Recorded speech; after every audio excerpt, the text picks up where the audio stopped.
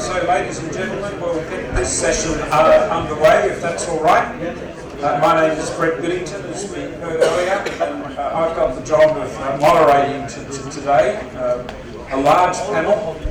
They're under strict instructions from the starter here that they get 6 minutes, at which point they'll get a 2-minute warning bell, and then I'll shut them up at 8 minutes. So we're going to be pretty much strict on time, so that we've got plenty of time for questions and answers, because that's what discussion's really meant to be about, and that also gets us back in time for afternoon tea. So that's the plan. As you know, any plan is only as good as the first shot. We'll see how we go. So there is also one change in the speaking order, and Sanjay Makanto will now speak last, but we'll go through with that qualifier through our speakers. So let me firstly introduce Abhishek Raju. He is the managing partner in Satchur, the director of strategic initiatives at NewSpace, which is a provider of small satellite turnkey services, managing partner of Satchur, which is a remote sensing data analytics firm, business strategic advisor to a rocket propulsion systems company and a law firm, which helps in licensing and compliance, ITU filings for spectrum and orbital slots, export control compliance, space law and policy. He's currently serving as the Secretary General of the Society of Satellite Professionals International, the Indian chapter, which is an organisation focused on space education, outreach and space policy research. He also advises various government and private enterprises on defence offsets, manufacturing and doing business in India. The floor is yours. Thank you so much. And the clock is running. Hi. Did you guys have a good lunch? No. I expected a yes. And did you guys see? I don't think I'll be able to make the same kind of impact that Dr. Pillai did, because he spoke about the entire history of the Indian space program and how it has evolved and how it is evolving further to support private enterprises, small private enterprises like ours. So here today I'm representing Satchur. In fact, this is the first time we are talking about Satchur in a public forum. It's a data analytics company, where we use satellite data for building applications in agriculture. So we have seen that agriculture, in fact, there's a huge crisis globally on agriculture. There is a reduction in production of crops. If you look at India, more than 300,000 farmers have lost their lives since 2005. The GDP contribution of agriculture is reduced drastically over the last few years. So these are concerning matters. So we as space technology entrepreneurs, we started looking at what kind of solutions can we provide in order to solve this problem. And then we started looking for the status quo, and we realized that there are huge gaps in the Indian agricultural sector. And National Crop Forecasting Center has already identified key gap areas, which includes integrated spatial models, use of technology, use of remote sensing, and so on and so forth. So coming from the background, we decided to build solutions for agriculture, analytic solutions for agriculture for better decision making. So everybody's talking about it. The experts seem to think that there is a huge market for solutions in agriculture with the use of geospatial technologies and remote sensing technologies. So what do? We use data from satellites, from existing satellites actually, and we run machine learning algorithms on them. We've aggregated a very, very huge data set for India, an archived data set for the last 15 years. And we run machine learning algorithms to understand the different patterns, the different changes, and ultimately we are able to do crop risk assessment at a farm level, which has never been done before in India. So we did a pilot project in a district, Srikakulam in Andhra Pradesh. So what we've done is we've combined various indices that are available, which gives different parameters and different indicators on crop health and crop yield and so on and so forth. and we have come up with our own index, which we are testing, which we during some of our pilot tests, it's proved to be very accurate, very valid, and we have created an ecosystem of partners ranging from agri universities to technology companies to analytics centers to big data providers who can help us do this in a very lean and efficient way. So if you see that the Indian government is also focusing on use of technology in solving a lot of problems related to agriculture, and the modified crop insurance scheme was one of the latest announcements. And if you see, the government of Andhra Pradesh partnered with World Economic Forum to bring in technology solutions for improving agriculture. So for NewSpace India to make in India, right, we definitely need to look at the startup definition, right, which was recently released. We are a completely bootstrapped startup, and so are most of my companies. And we believe in taking customer money and customers as investors and building solutions for them, because that is the best validator for the need for a solution to exist. And the current startup definition, as laid out by the government, does not really recognize that. So they only look at funded startups from accredited SEBI accredited investment bodies. So that's something that we need to sort out, or at least get some exceptions on. We need to look at financing to some extent, because there is a need for growth money, which is not really existent in India because a lot of investors don't understand the space business, and there needs to be fair competition. So we cannot compete with government agencies, right? Because we are a small enterprise. So we need to find a way to collaborate with them and work with them in a way that it's fair for both parties. And these are the three key areas that will, once strengthened, will help us make in India for the world and for ourselves. And that's it. Thank you.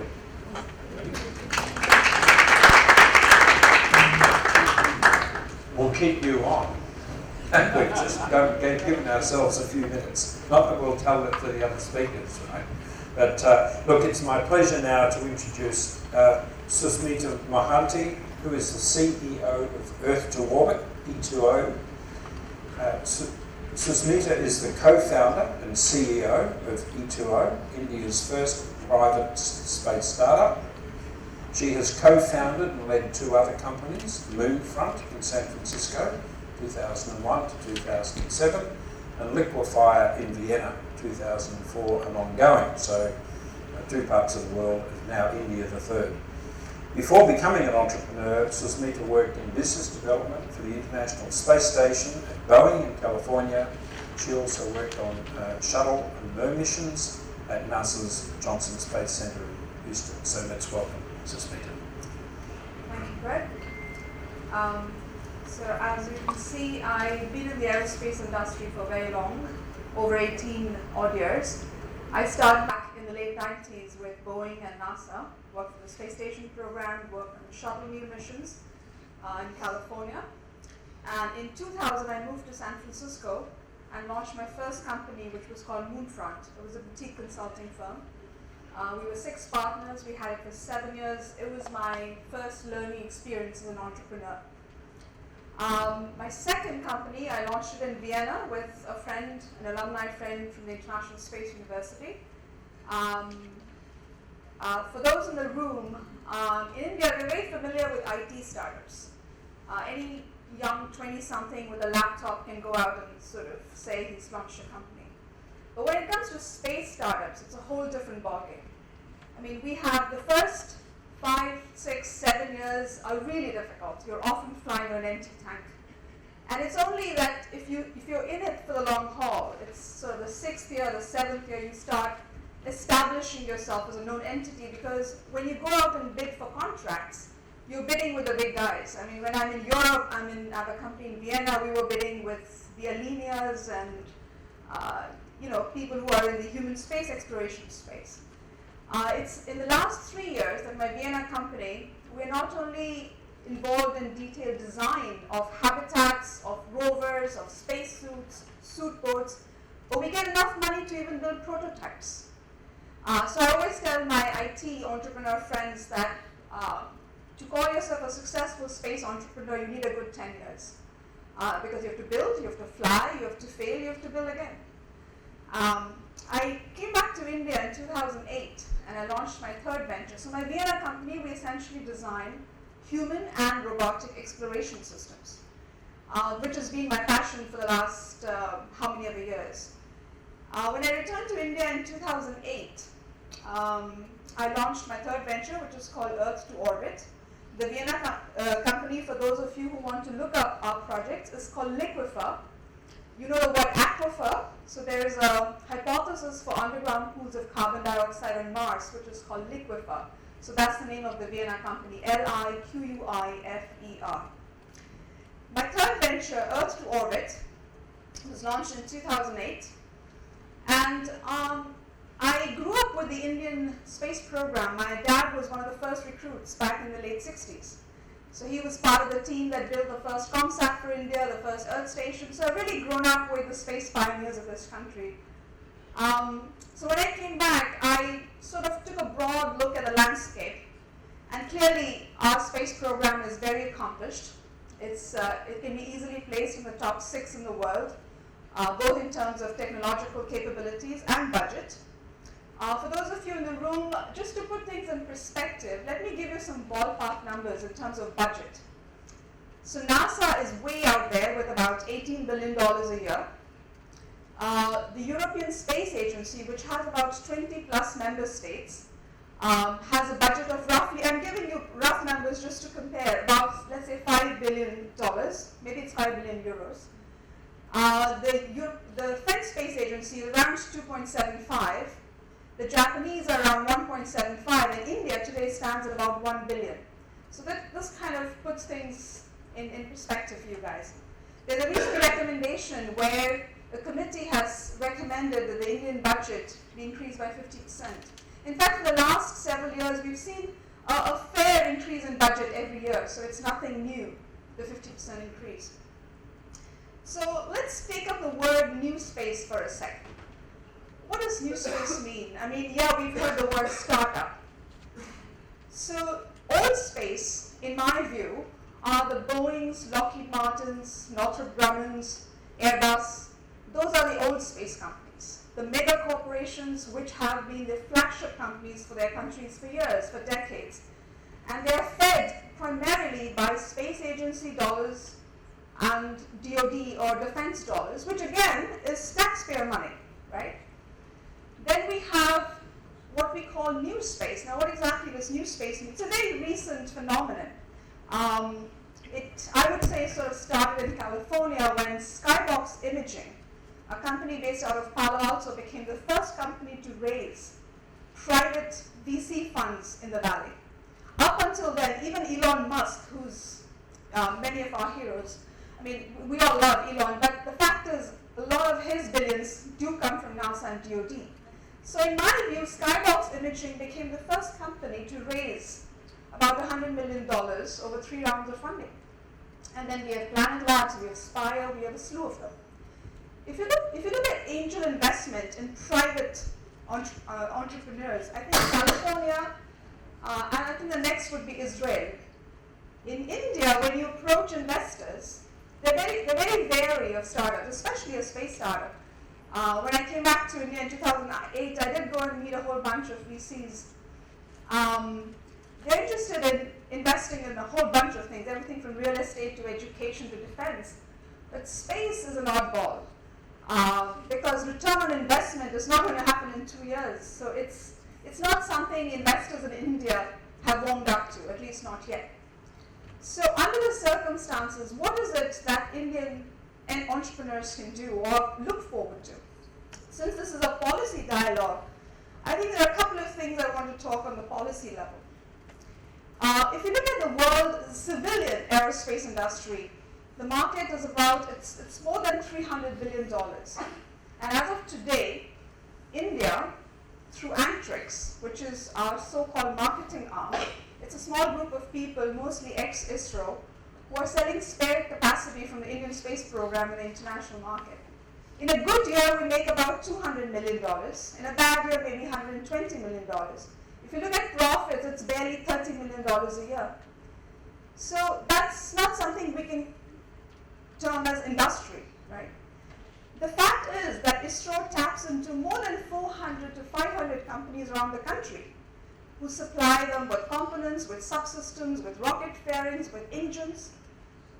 But so far, in the last 50 decades, our policy has been, my dad's generation, if I may call it that, the policy was pivoted around the idea of technology independence, which I think is fantastic. As a new republic, that was the goal, and I think that was ideal, that was perfect. But 50 years later, I mean, our space program started back in the late 60s. We are now in 2016. We need a shift in policy.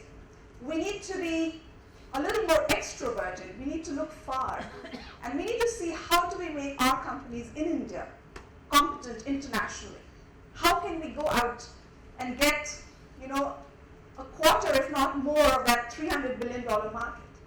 So I think people like me and the rest of us here on stage, so Earth to orbit, one of our major accomplishments has been the signing of the first launch agreement, or enabling the signing of the first launch agreement between a private US company and Antrix for a launch on the PSLV.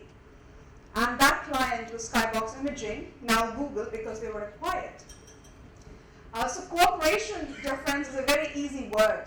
But when you have to make cooperation happen, not just at a government level, at a private level, it's immensely hard. And I think that's what excites people like me and others here to see how can we do things not just for India, but become global players. Have our bases in India, make in India. But I think the discussion I hope that will follow will talk about what kind of policy changes we as young entrepreneurs are looking forward to. Thank you.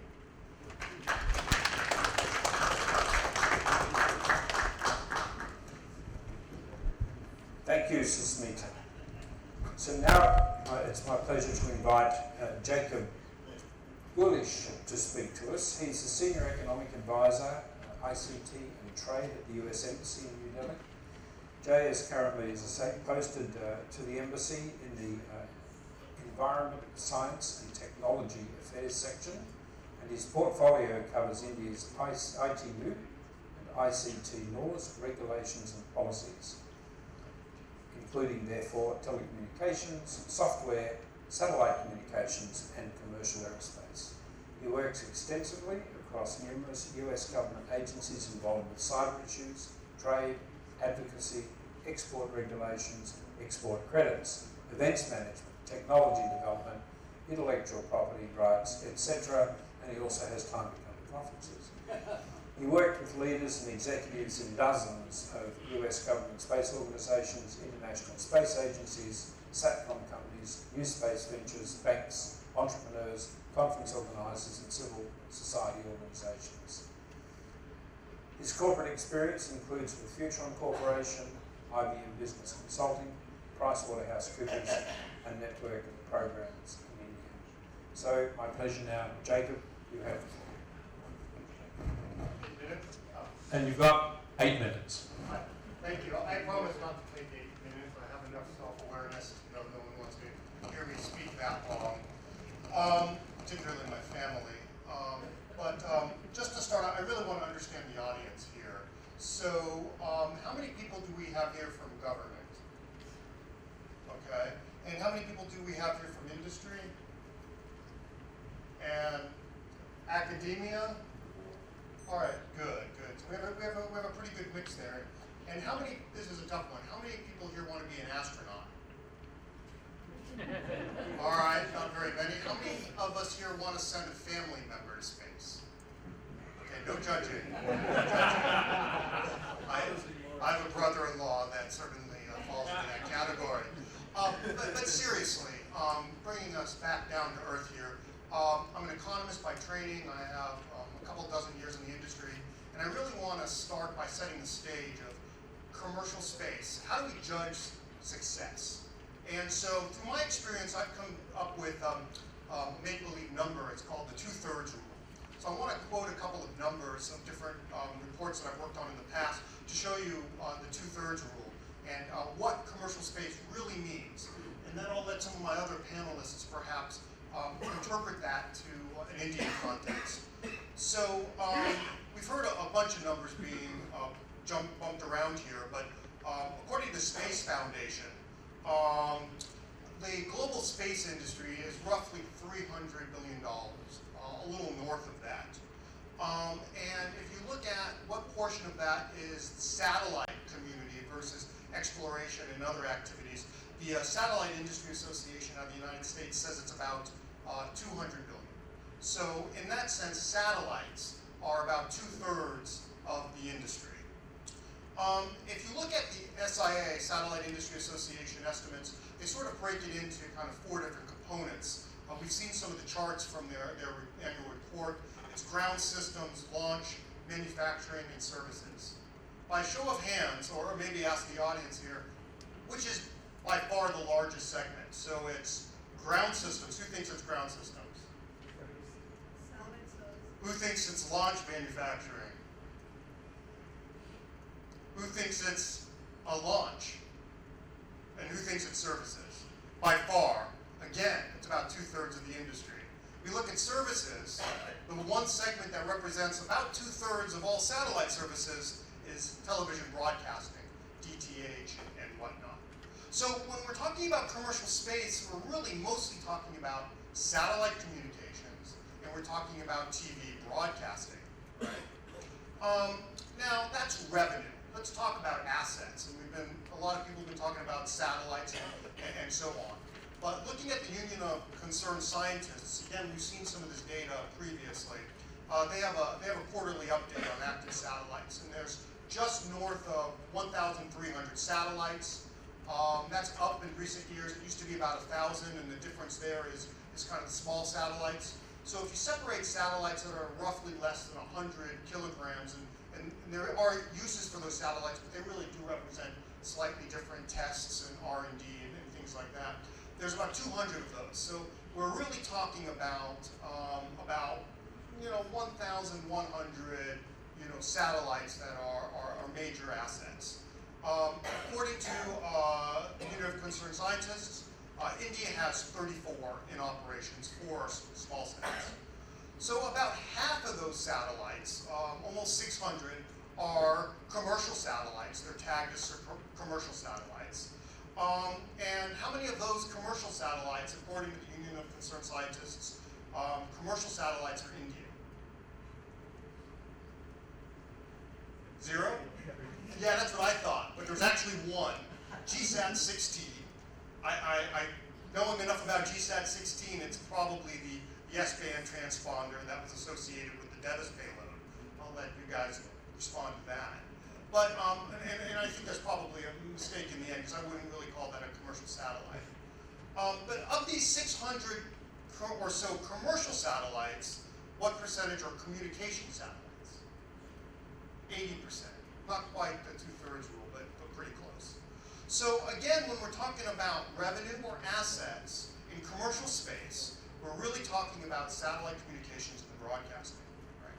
So I think that's sort of food for thought here. So success in India, we can talk about other applications, and they have tremendous value in revenue and assets, but really we have to get that satellite communications piece right for India to have a vibrant commercial space industry. So what's the U.S. policy on commercial space? So I have a copy of it, but we have actually a space policy. It's 17 pages, not so long, and the word commercial is mentioned 44 times in 17 pages, plus a cover sheet. But I'm going to read you something here. It says, a robust and competitive commercial space sector is vital to continued progress in space. The United States is committed to encouraging and facilitating the growth of a U.S. commercial space sector that supports U.S. needs. That is globally competitive and advances U.S. leadership in the generation of new markets and innovation-driven entrepreneurship, right? So, while this is also true in SATCOM, if you look at the DoD and the U.S. commercial industry, the SATCOM is by far the largest, and it's the largest market in the world. Thank you. The focus on commercial also transcends other segments. If you look at Earth observation and weather, launch systems, and even space exploration increasingly. So if you look at U.S. space leadership, the role of commercial activities and even new innovations of space tours and whatnot, it really comes down to a couple of things. One is kind of a regulatory position of forbearance and a focus on commercial. Let the commercial folks do what government doesn't have to, whether it's a spaceport or an ISS mission. So I think the U.S. strongly believes, and really our future position as a leading space power depends on it, that success of our industry is critical. But that success isn't only industry, it also includes academia, and we have to come together as sort of a multi-stakeholder approach that really that brings each individual's strengths so that we can collectively, as an enterprise, optimize our benefits and maximize each group's potential. I want to finish with a few words that I've heard from the audience today, and I hope I get this right, but Group Captain Bala said that commercial space is the future. He said commercial is going to take over in the future. Ajay Lele also said that, let's see, he says the private sector will be the driver of tomorrow. And lastly, I think Captain Bala put it best, that he said commercial space is a mindset. So, thank you. Thanks, Jacob. That's great. Pretty much right on time. So our next speaker is Pratik Basu, an analyst with Northern Sky Research. Pratik joined Northern Sky Research as an analyst in 2014. He has authored the first edition of NSR's Unmanned Aircraft Systems and Flat Panel Antenna Studies, and has been a co-author of NSR's Satellite Manufacturing and Launch Services, Nano and Microsatellite Markets, and Commercial Satellite Earth Observation Reports. He comes to NSR having completed a Masters in Science from the International Space University in Strasbourg in the area of space studies. And prior to attending ISU, Mr. Basu had a 2-year term with ISRO as an engineer at the spaceport in Sriharikota, where he worked on 6 launch missions of the PSLV and as a systems engineer for the GLSV Mark III project. Bachelor in Technology in the field of aerospace engineering from the Indian Institute of Space Technology, Space Science and Technology at Trivandrum. So without further ado, we're welcome. Thank you, Brett, for that long introduction. Had I known that this was going to be read out, I would have shortened it. Thanks. So, the topic that I was given to speak on was about what can NewSpace make in India. And Jay and Sushmita and Abhishek have spoken about certain definitions, like what is NewSpace and what is commercial space. I represent a company called NSR, which I'll speak about in a minute. So this is the agenda that I have kept for the presentation, just defining what is NewSpace, studying what are the trends, what is the NewSpace landscape in India, and finally the policy and regulatory bottlenecks. So quickly going through the company, I represent a company called Northern Sky Research, which is a market research and consulting company specializing only in satellite industry. So jumping right onto the topics, what is traditional space business? Now, Sushmita mentioned some of the names of the companies which you can see there, and let's define the characteristics of this to understand what is the NewSpace and how does it fit into commercial space. So the first thing was high capital expenditure. You build big satellites, expensive launch vehicles, the volumes were low because it was primarily driven by government markets, and that resulted into long gestation period, longer build cycles, and essentially such an ecosystem always carried very high risk. So higher risk means high cost, and also a much higher turnaround time. You would have to go through the failure analysis procedure for 6 months or a year sometimes. So that brings us to the question, then what is NewSpace? Now there is no old space and new space. You can be 40 years old and still be in new space. the NewSpace movement was started by companies SpaceX and Virgin Galactic. So initially during the early 2000s, it was mainly concerned with the space transportation system, and spurred by this awards funded by private companies. And as Sushmita mentions, it actually took a great leap with these Earth observation companies like Skybox, Planet Labs jumping into this industry. So, in a nutshell, NewSpace is nothing but a philosophy. It's a philosophy. It's a philosophy of low cost and agile access to space, which is privately funded. And what is the impact of NewSpace on the entire space industry? Simple as that. I do analysis, so there is a lot of numbers coming ahead. Brace up, please.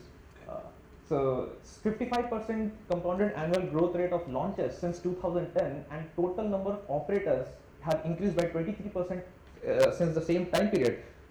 Like, how did that happen? Now, like nice looking graphs and colorful. So we do this kind of analysis of how the satellite industry is performing and how it should perform. We go through these trends, and you will see a nice looking spike there by 2013. And that is where the Silicon Valley startups started booming. Great financing, good business models, they got customers. And based on all this happenings, we made forecasts of 2,500 sub-100 kg satellites. Now, that is to be pointed out. What Jay was speaking was the satellite communications, which is mainly bigger platforms like 3 to 6 ton platform. You know, we once send it and it's like a cash cow, you can make millions of it. But this NewSpace is much more, it's agile, it's smaller platforms mainly concentrating on 1 to 100 kgs. This was spearheaded by the revolution of CubeSats. But then CubeSats are not the only way, they were always in development microsats. It just became a hot thing in the industry once they started making money. So what we predicted, we summed up that this NewSpace industry will generate a cumulative revenue of $4.7 billion in small satellite manufacturing and $1.2 billion in 2024. Now, this data is based on last year's.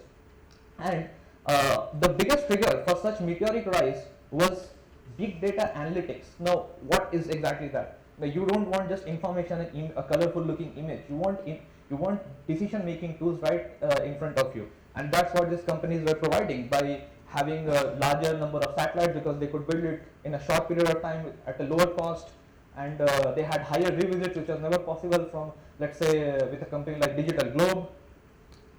Now, coming to financing, as it was mentioned by Sushmita, that it's very difficult to get funded in India. So most of the companies that you see here are based out of North America and some in Europe.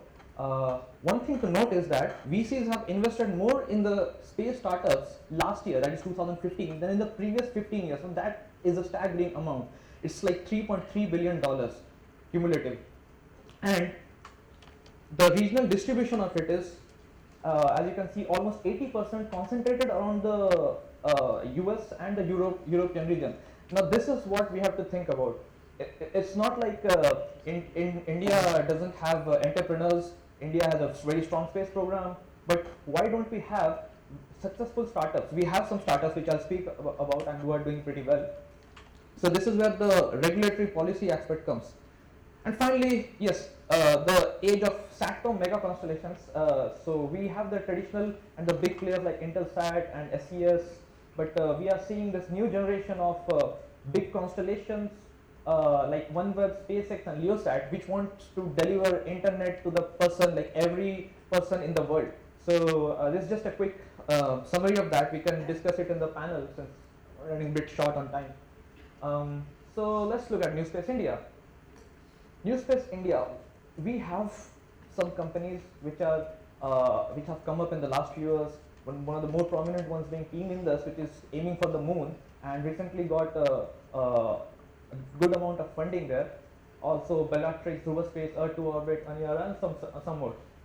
So the positives of doing business in India, as I mentioned here, is obviously the inherent manufacturing costs are lower.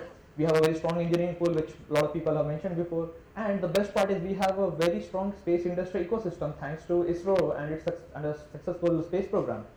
But one thing that we have we lack is regulatory clarity, which is sometimes in some positions we are having the government sector is competing with the commercial sector and also regulating it. So that's something that has to be ironed out. It's not that the government doesn't know this or we don't know this, it's just an administrative procedure. So what can NewSpace make in India? Can do a lot of stuff. Sultanu Pillai sir mentioned about privatizing the PSLV. You need people who would take up such turnkey contracts to manufacture and operate this. We spoke of small satellite manufacturing. Yes, we can do that. We have companies like Dhruva Space, we have company which is going to moon. So obviously we can do that. Is also this data analytics, communication of operations, and these are some things which India excels at. I don't have the exact number, but you look at Silicon Valley, you will have a lot of Indians who are working there. So the need here is generated by certain advantages, like we have world-class infrastructure as the newly opened space park. We have a strong small to medium enterprises ecosystem, and finally we have very good IT capabilities. It's something that's the services part of it, the downstream space applications, and combined with the vibrant university satellite programs, which is very well supported by ISRO. I think the stage is set that we build in India. Now, looking at the final policy and regulatory bottlenecks, as I mentioned. Okay, so as I mentioned, this government acts as regulator as well as a commercial player. But it's not just the internal problems that is holding it back. There is also externalities like the ITAR and the recently ComStack not allowing free launches on, not free as in easy launches over PSLV for satellite operators. So let's discuss that in the panel. Just quickly go through the bottom line in 30 seconds. So yes, it's defining how so NewSpace is redefining how space business is done. It's part of the commercial space. It's a subset of commercial space which Jay spoke about. What we need is a comprehensive national space policy which is backed by a strong regulatory framework covering technology transfer, IP, export controls, and streamlining the operational procedures. With this, I would like to thank you for the extended time, Brett. Thank you, and thank you.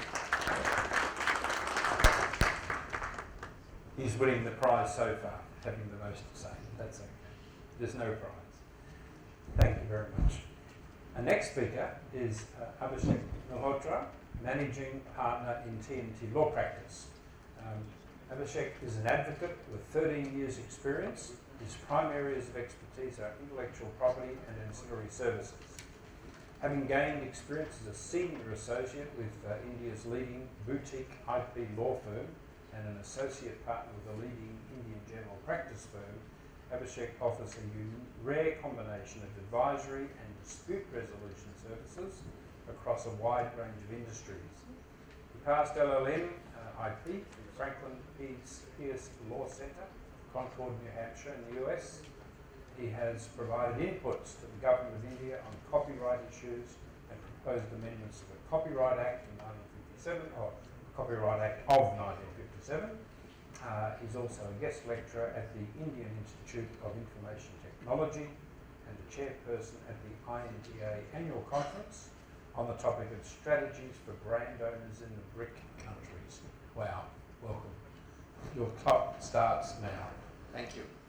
So the first question perhaps most of you have, given the fact that my CV that was read out by Brett, is this is very intellectual property centric. What is this guy doing here in the Space Law Conference?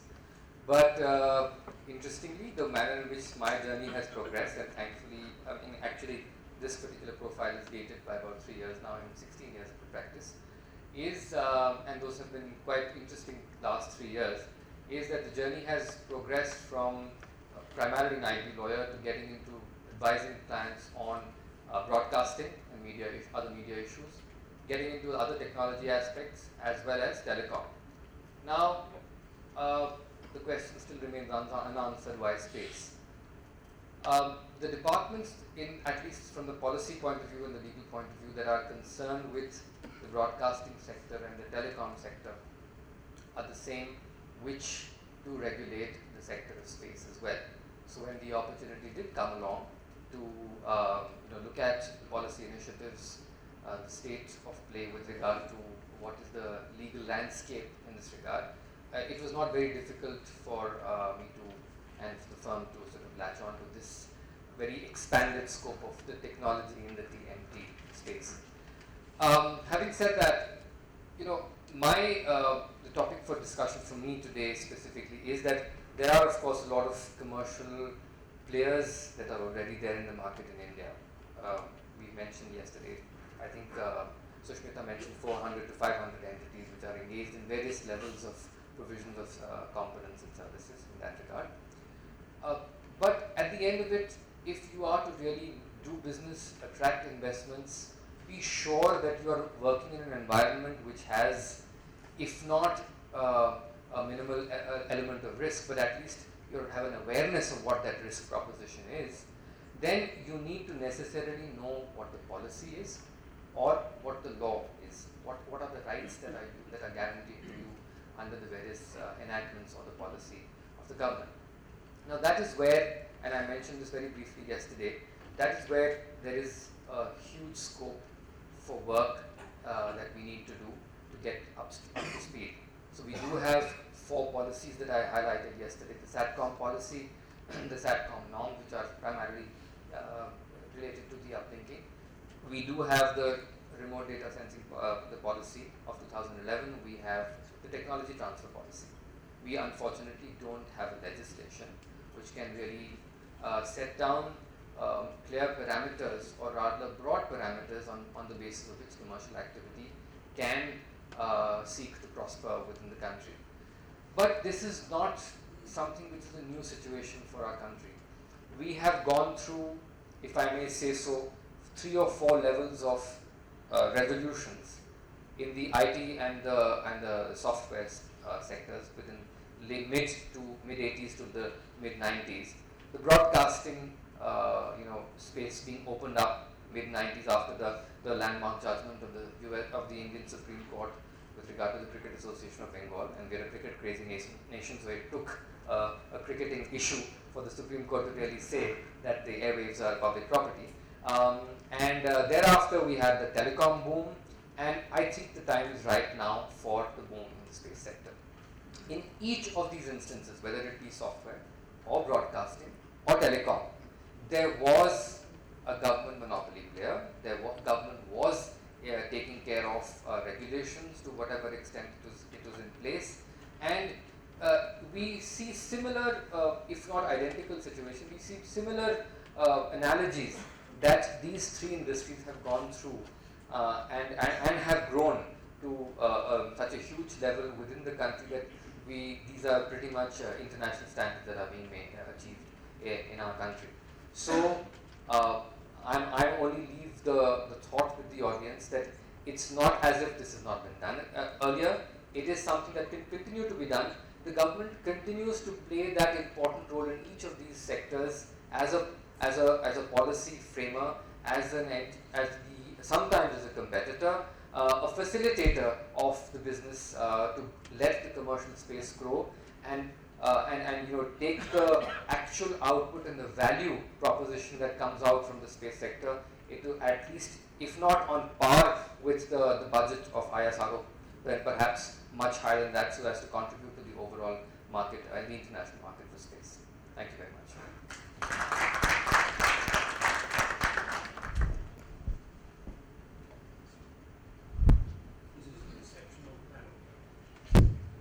Thank you very much.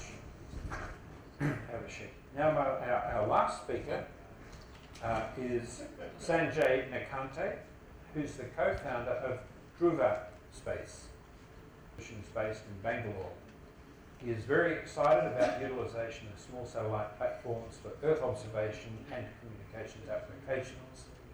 He serves as the governing council member of the National Institute of Amateur Radio, and he's also the president and founding member of the Society of Satellite Professionals International, the Indian chapter.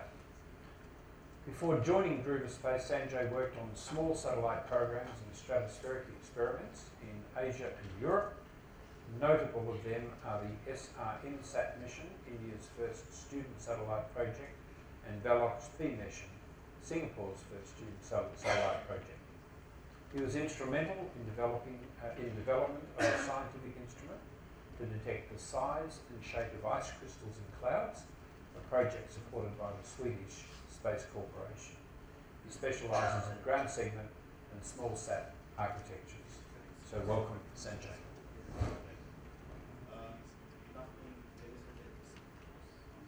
To start with, I think I would like to ask you this question. How many countries in the world today have an active space program? Yeah, so I would go with Jay's so-called thumb rule. So I think 2/3 of the countries in the world today do not have a very active space program. And going by what Prateep has quoted, by 2024, the commercial space business is going to be valued at about $4.7 billion.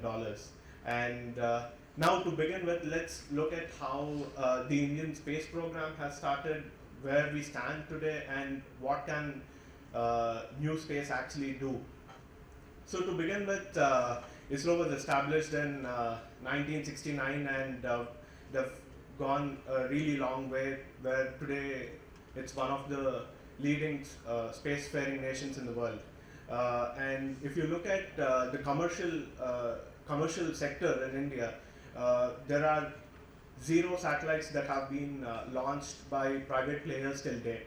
But there are about 400 companies, 400 to 500 small companies that have been supporting the Indian space program for the last 4 decades. And most of these companies actually supply critical subsystems and components for the Indian space missions. So,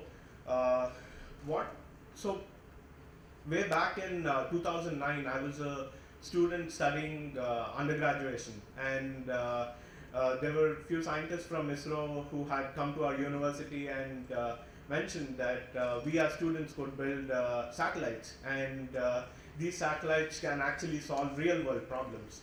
I was quite surprised, so did all the team members, and we never thought that we can actually pull off a satellite mission.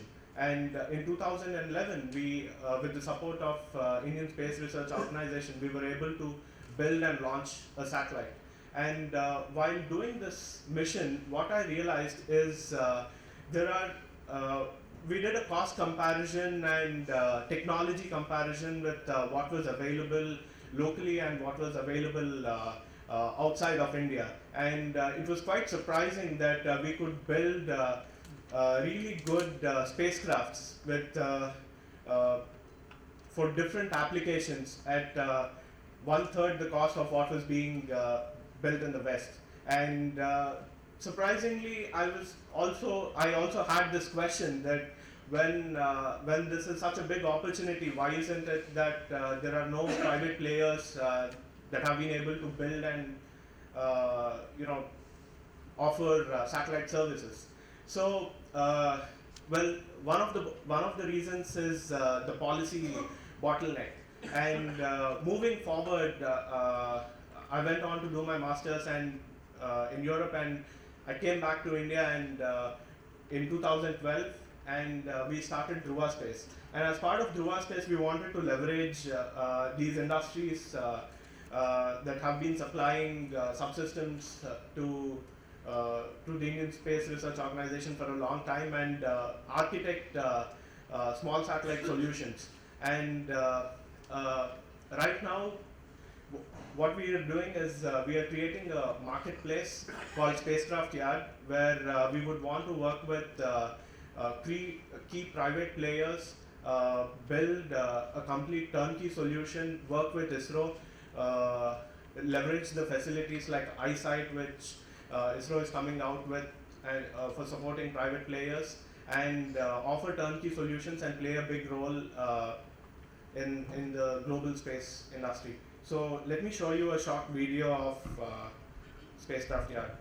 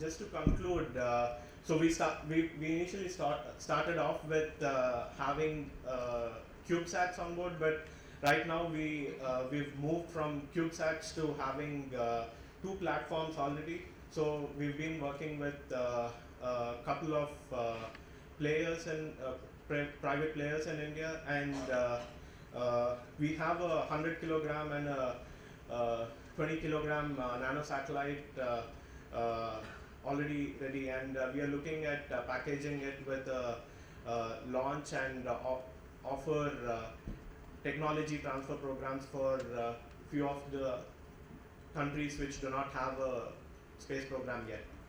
Thank you. Thank you very much. So, ladies and gentlemen, now the floor is yours. NewSpace is the deal, and there will be lots of questions, I'm sure. I've seen 2 hands go up, 1 at the front table, 1 here, and 3 there. So, if we can get microphones for those 3 gentlemen in the first instance, Therese is the 4th. We'll take 3 questions and then we'll pass it on to the panel. So there's 1 here. Right. No. For the first table. That's very good. And then we've got a man up the back. But you go first. Okay, a quick one for our 3 young and very impressive space entrepreneurs on the table, on the dais. Could you talk a little bit about the scope you see for international collaboration and how that might help you to build your businesses? We in Australia, of course, have a lot of very innovative people and startups which are also looking for partners. So I'd be very interested in your thoughts on that. Right, so we'll hold that question and we'll take this question here. It's a very short comment which is very important. One of the entrepreneurs said that government acts as a regulator and also it's competing commercially. So there is not fair competition. But our competition commission, the Competition Act of 2002, which is being enforced with effect from 2009, an enterprise has been defined to include government. And if the government contravenes the provisions of the competition law, penalties have been imposed. They are imposed, and there have been several cases that the government sector, which were into commercial fields, heavy penalty has been imposed by the Competition Commission of India as a market regulator. Thank you. I'm sure that India is not the only country where a government has found itself in conflict with its own policies.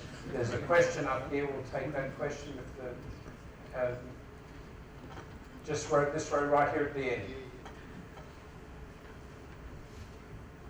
I'm Riaz from the Global Research Forum. We have heard a lot of speakers this morning, especially what Professor Pillai said as an overview about India's satellite program and how it has evolved in the background and history. Now to marry it, I have a straight question for Jay Gulesh, that you are from a commercial space.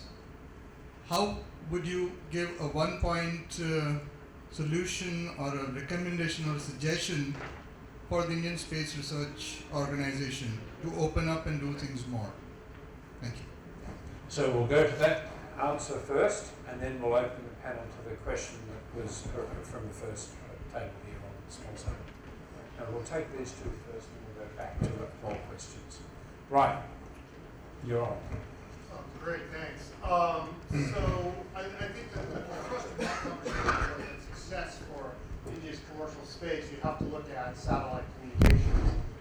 India has a very large satellite communications network. It's called INSAT.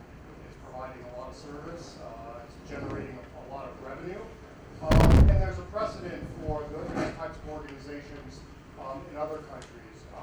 Without speaking to India specifically, there used to be a global organization called Intelsat. It was owned by governments, and ultimately it was privatized in the 1980s. It's now a large and highly profitable company.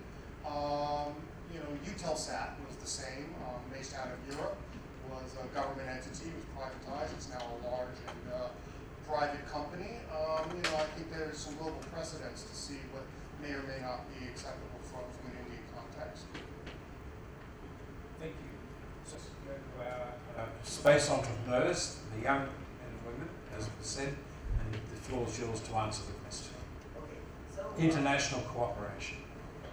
So international cooperations are very, very important because obviously, that's one way to bring best practices from across. There are markets which are much more matured than us. We are, I would say, late starters. So we could learn a lot of things from them. We could learn not to do some mistakes, or we could learn better ways of doing things. So that's one way of looking at it. And not all the technology and not all the expertise is available locally. So international cooperations are important. So we are working with, at the moment, various Indian organizations. We are sourcing data from various international organizations that we use for providing solutions in agriculture. And these are all because of cooperations that we have. And we are open. I can speak for the entire space industry and the new space industry. We are all open to international collaborations with not just with companies, but also with academic institutions and governments and so on and so forth. So it's important. We like it. We want to do it. We want to do it more and more. But we want to start here in India first. Okay. Is this audible? It is. So Earth to orbit, we already have international contracts with companies in Japan and the United States. In fact, I served my first legal notice to one of the companies. So lawyers are important. But coming back to your question, I think you have to be very specific as to what kind of cooperation you're looking for. You know what, you can visit our websites and see what we're doing and reach out to us. The scope is endless. We want to do things together. We are planning a new venture, Earth to Orbit. We haven't publicly announced it yet. If there is press in the room, media persons in the room, I have one request. Everything that I've said on this dais here is off the record. If you want to quote anything, please, you would have to talk to me. Because again, we have contractual obligations to these international things, and we are not allowed to be quoted in the press without consulting our clients. Are there any media in the room? Could I just see a show of hands? So could I ask you to respect that, please? Please. Yeah. Thank you. Post facto rules don't work, sir. Let me put it honestly as a media person. Post facto rules don't work. I'm willing to adhere to what Susmita said. Thank you. That's all Post I'm facto asking. rules don't work. That's all I'm asking. As part of Druva Space, we are working with a German company called Berlin Space Technologies and looking at the possibilities of manufacturing small satellites in India. It's underway. Great. So now we have 2 questions from the front table and we have 2 up here. So we'll take those 4 and then we'll answer those. I think we didn't answer them. Thank you. It was an interesting panel and such young people. It's all great. I have a question regarding, anybody on the panel can answer it. I think Patrick said that there's going to be 2,500 satellites launched under 100 kilograms in 2024, right? That's a lot of satellites, a lot of small satellites, and all of those things are potentially space debris. So I want to know what you guys are doing if you're getting into the business of developing small sats and launching them upfront to deal with the question of the creation of space. Okay, that's one question. Over here. My name is Pallav Bagla. I'm the science editor at New Delhi Television. That's an upfront disclosure. And I write about space and have done that for the last 20 years. I have 2 questions, sir. I first reported about the privatization, possible privatization of PSLV back in year 2000 when Dr. Kasturi Rangan told me about that. I haven't seen movement towards that. And if there's somebody on the panel who can throw light why that has not happened. Second question is, why are no private players from India launching satellites? If overseas players can find space, buy space on PSLV and launch, what's stopping private players? Is there a policy bottleneck or is it just money? Okay, so there are 2 questions, and we have now 2 questions here. This man, yes? Thank you. It was a fascinating panel. Now, there was one point which was made by more than one person on the panel. I think Abhishek talked about the fact that he's not recognized as a startup because of, for whatever reasons. Others talked of, I think Sushmita talked of a change of policy. Somebody else, need for a change of policy. Somebody else, Abhishek talked about the fact that new revolution coming, etc., etc. But where, I mean, let's say if you were to put down four sort of points for what the new policy should look at, is there any agreement between, I mean, hopefully there should be between people in this panel, where would the Indian policy change? What should it look at? Are there 5 points that can be said, bullet points, A, B, C, D, E, something like that? Thank you. Thank you. Okay, so we have 4 questions to deal with. One to do with space debris, one to do with PSLV, one to do with Indian satellite, private satellites, and the last one is that last question, and then we'll come to you, sir, for the next set of questions. Off we go. Space debris. Okay, I'll answer probably the space debris question and the privatization of PSLV aspect. So space debris, as you would know, there's a lot of traction going on globally, but there is nothing in black and white as of now.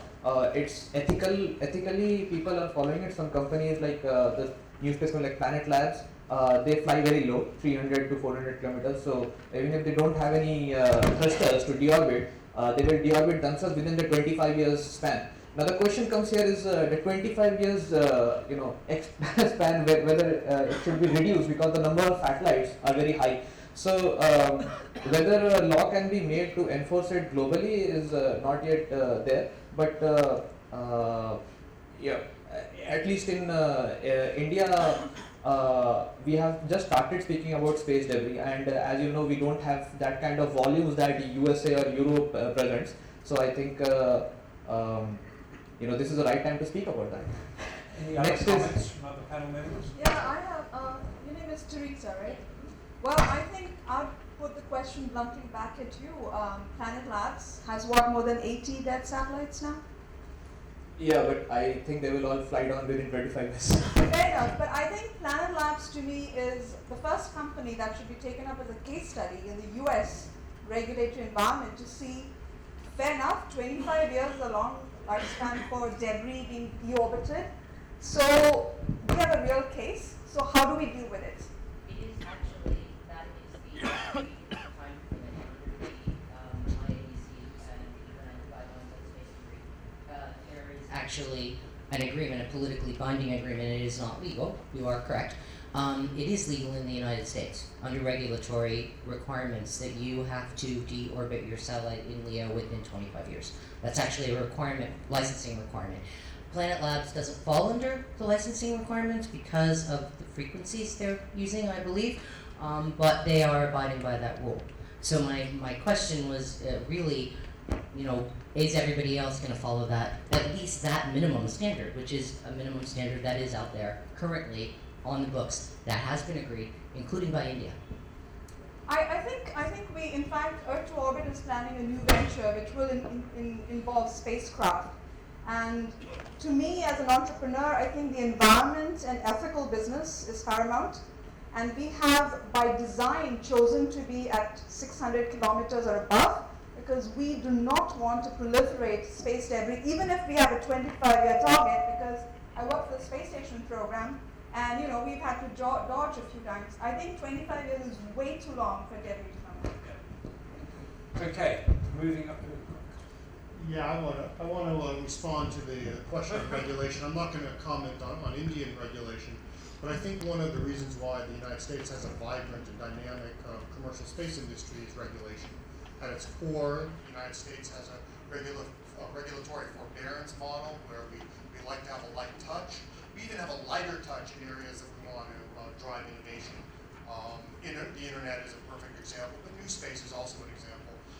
For example, space tourism. There's a reason Richard Branson went to the United States. A Brit goes to the United States to do this, and that's because we have a regulatory body. It's our FAA, Federal Aviation Administration. There's an Office of Space Transportation. They actually regulate launch and commercial and spaceports, including commercial spaceports. And and they have a series of regulations that allow a framework for a variety of space companies to go to the United States and figure this out. And the overall policy is one of forbearance and one of promotion. And over time, we're trying to figure this out, going through a series of conversations. And I think most people would be surprised about how robust that FAA process is. There's something called the ComStack, and they meet quarterly or annually, and they go through a lot of these issues. And you can find similar models promoting commercial space in other areas. One is Earth observation, that when that was originally launched, that was not unconfrontational. And now we're going through one on commercial weather, also one that's not unconfrontational. But the idea is that fundamentally there's a push for the private sector, and there's a belief in why should the government pay for something when the private sector is willing to do it, and there might be a reason to, but there's got to be a compelling reason to it. It's not just this is the domain of government. Now, I'm going to stick with the regulatory point here. And what I'd like to do, because I'm not conscious of time and there are some more questions, I want to come to this point about what would you change in the way of Indian law in order to allow NewSpace to thrive and flourish in India. There have been comments, as been said, that the regulations as they stand and the laws as they stand aren't particularly helpful.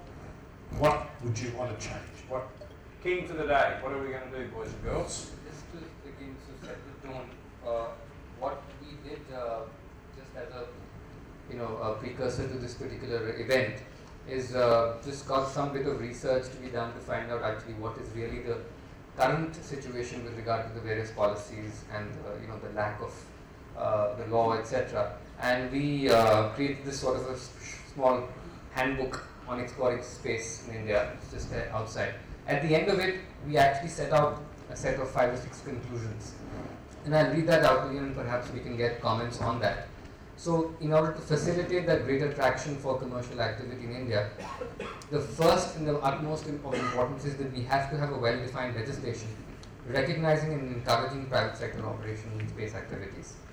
We must have an independent regulatory body, and also to partly respond to the constant issues with regard to the same entity acting as a regulator, competitor, etc. So an independent regulatory body that can look at licensing, registration, technology transfer, data sharing, and granting of access to government facilities. The introduction of deadlines for making a decision on applications seeking licenses for owning, operating, and managing satellite systems registered in India. Formulation of a comprehensive geographical information policy to encourage downstream applications. Encouragement of a public-private partnership model for space activities, and transparency in pricing for grant of government facilities for launch. So broadly, if I think, and it's not something that's going to happen overnight, if we are able to achieve even 50% or 2/3 of this as per today's rule, I think we should be pretty good. I would like to make one comment here. Previous question was about the competition commission, right? I don't think competition, I think Department of Space and Atomic Energy is exempted from the competition commission. First point. Second point, with respect to regulations, I agree with Abhishek that changes may not happen immediately. But here is a question. ISRO has been helping universities build satellites and launch them since 2007. Why can't there be a competition where private players can actually showcase their capabilities, and that could be a good starting point. And it need not be a big telecommunication satellite, but it could be a small satellite. Go ahead. So coming back to your question about why haven't we had any private players build satellites and launch them from India, basically. I think the hurdles are primarily the ambivalence in terms of regulation and what is allowed and what is not allowed. For example, if I want to build another observation satellite, I don't know what kind of resolutions. Can I build a satellite with a 0.5 meter resolution, 0.7 meter resolution? So many of us here, and speaking about international cooperation, the way we plan our companies is also multiple incorporations, so that the satellite might be owned in one geography, launched from another geography, built in the third geography, because That's the only way for us entrepreneurs to make it happen. So India needs to, I think Abhishek did mention 4 or 5 points, including very clearly legislate that it wants to support private industry in each of the sectors, launch, telecom, satellite building, services, and clarify what's our playing field. It's very unclear to us, you know. So I wouldn't want to go through all the red tape to build and jostle with the government on all kinds of issues before I can launch my satellite. It would be a waste of time. And just to exemplify that particular point, I was doing this analysis. If you wanted to import a satellite into India or parts thereof for the purposes of carrying out an activity in India, there are 37 circulars issued by the customs. That's the other big hurdle, the customs. To actually figure out as to what would be applicable to that particular import is almost impossible. So my counter question, if the chair permits, if more than 40 satellites can be launched, including my counter question, if the chair permits, if more than 40 satellites, including full big ones, can be launched using PSLV, they have not found any problem with the regulatory environment. It's the private player in India who needs to accommodate. Guys, don't blame the government. Have you tried Okay, just for a second. It's not true. I think that we should talk about this offline. I want to take just. This is the most exciting question. I want to, and that's why we should take more time away from the room. I want to get more controversy going here. There are hands everywhere. There's one right up the back. And then there's a gentleman here who has had his hand up for an hour. So sorry, I'm a retired naval officer. We won't hold that against you, being an Air Force officer, but that's all right. Yeah, well, no, There I are wouldn't two have sorts of focused, ships, but submarines at and the tanks. Munich satellite, which I attended, Yeah. the DeVos contract was discussed. Did it have a derogatory effect on India for Bangla or anybody to answer? DeVos, the satellite sold and the corruption, whatever. If anybody's with me. Thank you. Now there's a question here, gentleman in the front row. Yes. How many microphones do we have? Just one. India has launched many satellites. Many of the satellites are from Singapore, Japan, or from Europe. Do you see the prospects of launching or the potential market in the other countries like Africa or Latin America, because China is using that space to launch satellites of those countries? Because okay, we've got that question. This question here, sir.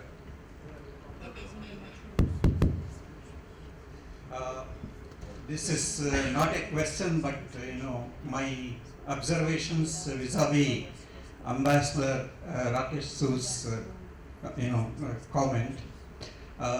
Having worked with the industry for over 2 decades in promoting their role for the space program, I had certain observation and also interaction with many of the young entrepreneurs. I think what India needs in terms of policy is a definite incentive and encouragement to the startups, the entrepreneurs. If we look at the history of industrialization of space, even in very advanced countries, it is the anchor tenant role of the government which has triggered the private sector's entry and sustenance and growth. And a similar approach is very much necessary in India, and especially they find it very difficult to get investments.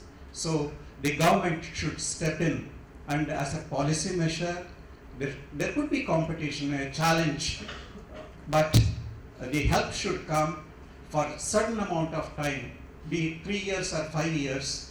There should be the support of the government, which can be paid back by the entrepreneurs. Okay.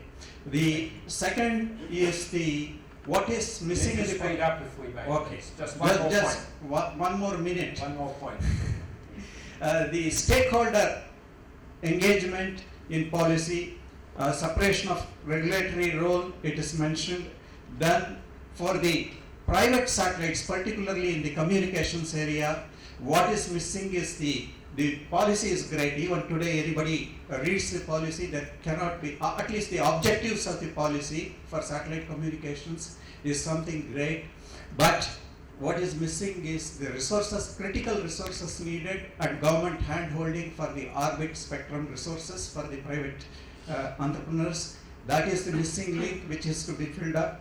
And the technical wherewithal to the private industry should come from either the domestic source or the foreign source. So this should be facilitated. Today there is no effective mechanism for that. That gap has to be filled.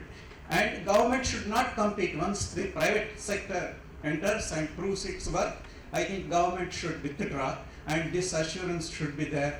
And certainly there are policies in applications areas like Earth observations where our policies should be on par with the global policies for data policies and so on. This is also another gap. Thank you. Now, we have one outstanding question and many others that didn't get No, I will just make a correction to what the gentleman said. You see, there's a correction. I'm not asking a question. Space, yes, it's a sovereign function exempted under the Competition Act. But what is exempted? Please bear this thing in mind.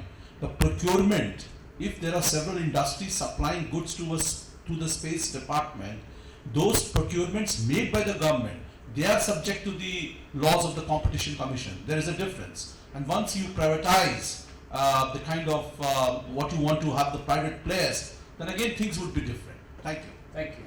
Now, to my panel, we have one question which is along the lines of, I think, are we likely in India to launch satellites from countries such as those in Africa, and maybe therefore even countries like Australia?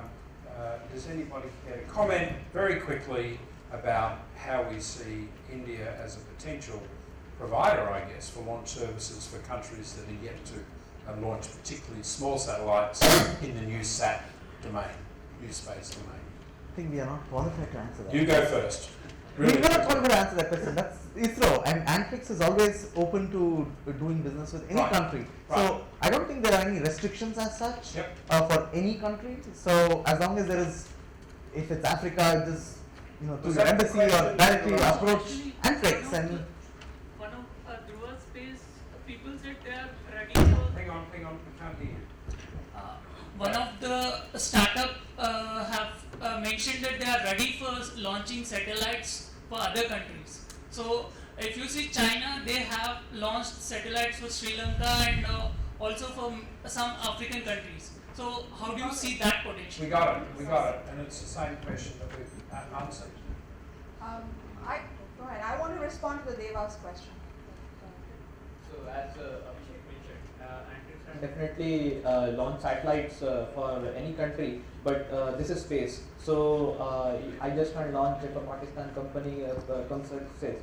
So there will always be strategic, deterrence, not deterrence, strategic matters at stake here. So when you see of China investing into South American or African countries, they are being provided with a lot of investment for real estate, energy, and this is a kind of a strategic relation that they have. They are launching satellites. Similarly, India also has very good strategic relations in the Southeast Asian countries. If you look the satellites they have launched, Germany, Canada, so that shows that they have a very good relationship with these countries, especially France.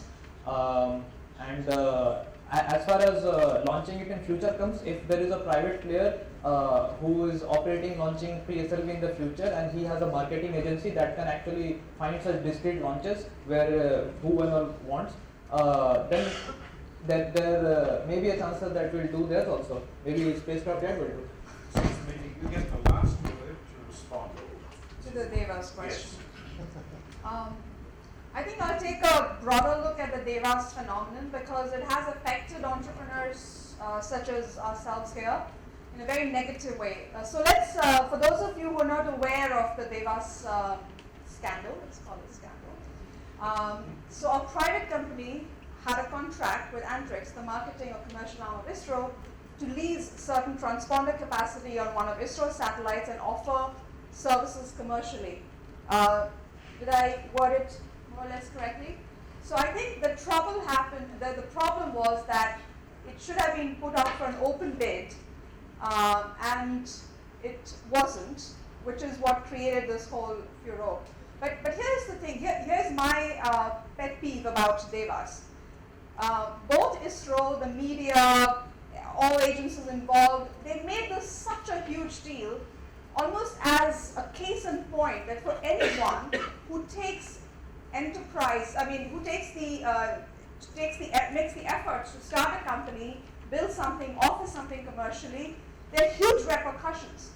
So by sending out, by sort of exaggerating this negative image of a company that was trying to do something fine, if it's in the wrong, you penalize it and that's that. But we made such a show out of it that whatever initial encouragement we saw from the government, everybody kind of retreated into a burrow and were like, oh, you're private, we don't talk to you. So I think it really had a ripple effect, which is now finally starting to ease out. So I think we shouldn't be, here I think even the media should play a role, and we need to educate the people. Okay, Devas, there was a mistake made, but it's not the end of the world. And let's promote private players. Not everybody is going to overstep rules, and there will be gray zones. Let's discuss it. Let's solve it.